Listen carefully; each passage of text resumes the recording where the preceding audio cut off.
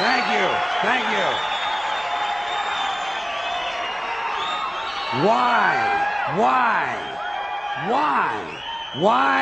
Why is it that most of the people who are against abortion are people you wouldn't want to fuck in the first place, huh?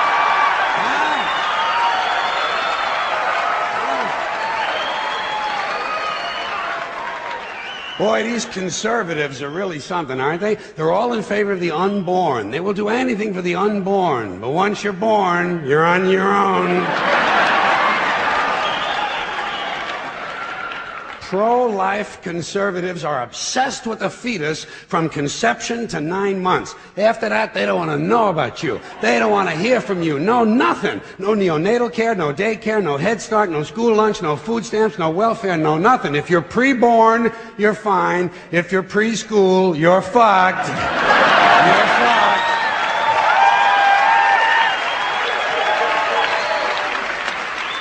Conservatives don't give a shit about you until you reach military age. Then they think you are just fine, just what they've been looking for. Conservatives want live babies so they can raise them to be dead soldiers. Pro-life. Pro-life. These people aren't pro-life, they're killing doctors. What kind of pro-life is that? What, they'll do anything they can to save a fetus, but if it grows up to be a doctor, they just might have to kill it? They're not pro-life. You know what they are? They're anti-woman. Simple as it gets. Anti-woman. They don't like them. They don't like women. They believe a woman's primary role is to function as a broodmare for the state. Pro-life. You don't see many of these white anti-abortion women volunteering to have any black fetuses transplanted into their uteruses, do you? No, you don't see them adopting a whole lot of crack babies, do you? No, that might be something Christ would do.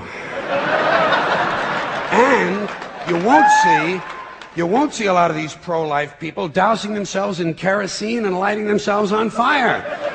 You know, morally committed religious people in South Vietnam knew how to stage a goddamn demonstration, didn't they? Huh?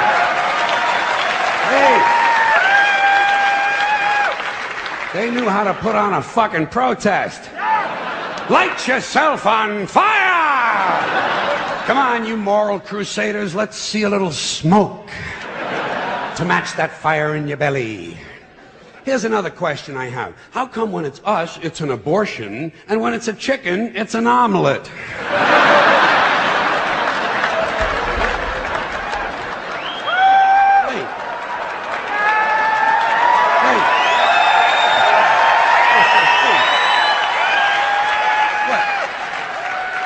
Are we so much better than chickens all of a sudden?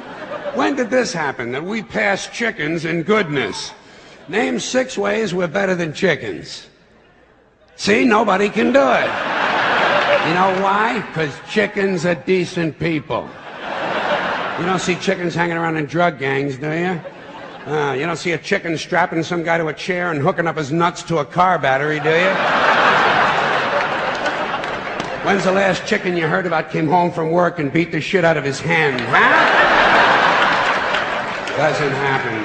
Because chickens are decent people. Well, let's get back to this abortion shit. Now, Is a fetus a human being? This seems to be the central question. Well, if a fetus is a human being, how come the census doesn't count them? If a fetus is a human being, how come when there's a miscarriage, they don't have a funeral? If a fetus is a human being, how come people say we have 2 children and 1 on the way, instead of saying we have 3 children? People say life begins at conception. I say life began about 1 billion years ago, and it's a continuous process. Continuous, just keeps rolling along. Rolling, rolling, rolling along. I say, you know something? Listen, you can go back further than that. What about the carbon atoms? Huh? Human life could not exist without carbon. So is it just possible that maybe we shouldn't be burning all this coal? Just looking for a little consistency here in these anti-abortion arguments. See, the really hardcore people will tell you life begins at fertilization. Fertilization when the sperm fertilizes the egg, which is usually a few moments after the man says, gee, honey, I was going to pull out, but the phone rang and it startled me.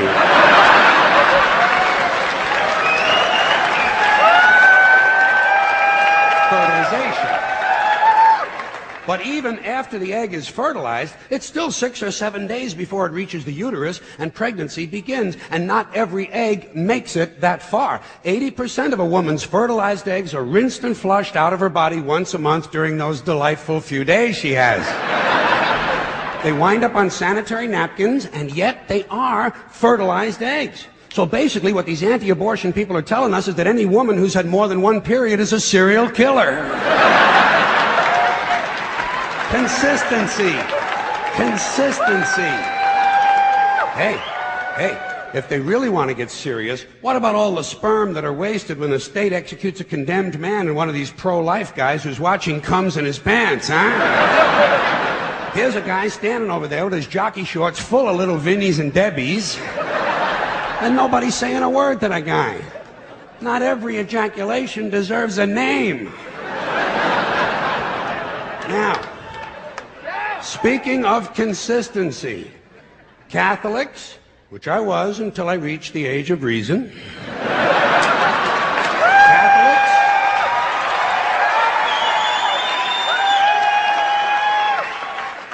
Catholics and other Christians are against abortions, and they're against homosexuals. Well, who has less abortions than homosexuals? Leave these fucking people alone, for Christ's sakes. Here is an entire class of people guaranteed never to have an abortion. And the Catholics and Christians are just tossing them aside. You'd think they'd make natural allies. Go look for consistency in religion. And speaking to my friends, the Catholics, when John Cardinal O'Connor of New York and some of these other cardinals and bishops have experienced their first pregnancies and their first labor pains and they've raised a couple of children on minimum wage, then I'll be glad to hear what they have to say about abortion. I'm sure it'll be interesting. Enlightening, too. But in the meantime, what they ought to be doing is telling these priests who took a vow of chastity to keep their hands off the altar boys. Keep your hands to yourself, Father. You know? When Jesus said, suffer the little children come unto me, that's not what he was talking about.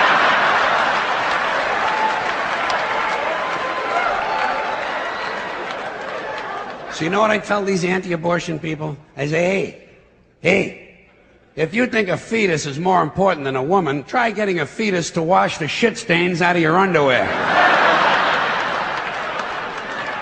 For no pay and no pension.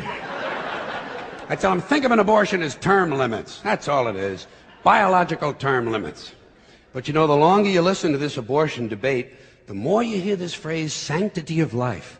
You've heard that, sanctity of life. You believe in it? Personally, I think it's a bunch of shit. Well, I mean, life is sacred? Who said so? God? Hey, if you read history, you realize that God is one of the leading causes of death. Has been for thousands of years. Hindus, Muslims, Jews, Christians, all taking turns killing each other because God told them it was a good idea. The sword of God, the blood of the Lamb,